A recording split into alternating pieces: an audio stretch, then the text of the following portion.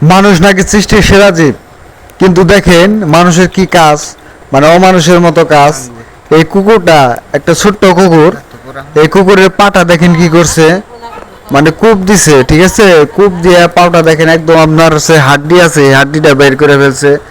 তো একটু অসহায় প্রাণীকে মানুষের মারে, তাহলে মানুষকে কিভাবে সৃষ্টির সেরা জীব বলা যায় বলেন, যাদের বিবেক নাই।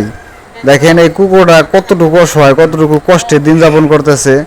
এটাকে মনে করেন যে যার বাড়িতে থাকে উনি ওষুধ টষুধ এনে দিছে, কিন্তু পাউডার ভালো হইতেছে না, পাউডার একদম মনে করেন যে সাদা সাদা হাড্ডি বের করে ফেলছে। খুব কষ্টে দেখেন যে কুকুরটার কি অবস্থা। মানুষের যদি বিবেকই থাকতো, মানুষের সৃষ্টির শ্রেষ্ঠ জীবী হইতো, তাহলে এরকম করতে পারতো না। কিন্তু কুকুরটা কিন্তু খুব শান্ত, কুকুরটা কিন্তু কাউকে কামড় দেয় নাই, কিচ্ছু করে নাই, শুধু একটু দুষ্টুমি করে, যার কারণে তার এই অবস্থা করছে। দেখতে পাচ্ছেন,